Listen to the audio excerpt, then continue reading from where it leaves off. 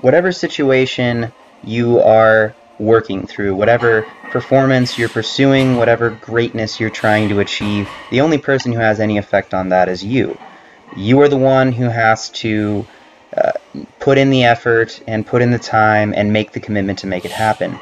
And I was talking to someone today about kind of precursory excuses, people who will go and kind of justify their lack of performance before they've even tried something. They'll say, "Oh, well, I'm tired," or it happens all the time. It's funny in the music world when I am in the music building and someone will get up and ready to perform, and they'll always preface it with and just apologize for how bad it's about to be or how subpar it's going to be before they even try it. And it's the same thing with workouts. You see people who will say, "Oh, well, I'm just not feeling very good today. It's not going to be great."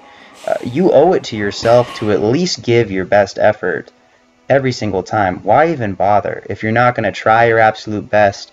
And if someone says, "Well, I just kind of went in and yeah today," why'd they bother going in? You know, if you're sticking to a plan and that plan is to work really hard, you make it work. You figure out a way. And if that means making some adjustments on the fly, that's possible and that's totally acceptable. But what's not acceptable is giving a suboptimal effort or a subpar effort based on an excuse that you've thought up before you even gave it a real shot. And I thought about that today a lot. While I was in this workout, I've had some really heavy workouts this last week. I've had some good squatting volume that's already been put up this week. I had some really good deadlifts last week.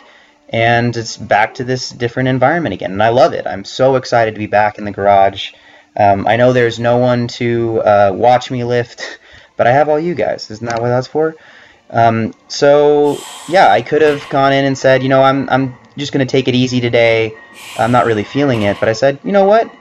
I will take it as easy as my body needs me to take it today. I will put on, you know, I will follow through with my plan on what I'm going to do. And so I worked up to a double somewhere around an 8 or a 9, and I know that my deadlifts always look pretty slow off the ground, especially that 675. I'm sure there were some people who were like, that first one looked really tough and the second one was easier. Well, I tried to stay in position, and it generally, if it starts moving off the ground and I know that I can accelerate it, that means that I stayed in a good position at the start. I don't care how fast the rep looks, it's how confident I am that I can finish the pull. That's what matters to me in a programming aspect and in a training aspect and the mentality of it. I don't need it to fly off the ground. I need it to get to the lockout and not feel like I'm going to die. So I was actually happy about how that went. And then I dropped it down, did a triple, and then I dropped it down a little bit more and did some double pause deads just to work on those starting positions and make sure that my integrity in the technique was solid. Moved over to the bench press, and today the idea was work up to a triple at around an 8 or a 9. I'd say that definitely was like a 9.5 right there, and then I dropped the weight down and did some close grip work and tried to get some extra volume in that way, because again, I've been getting a lot of really good high-end volume on my benching, and decided that this would be a good use of that. And I ended up doing 4 sets of 6 here, all paused. Adding the pause back into my training is generally a good sign and signifier that I am officially planning on doing that meet in February. I'm committed to it now.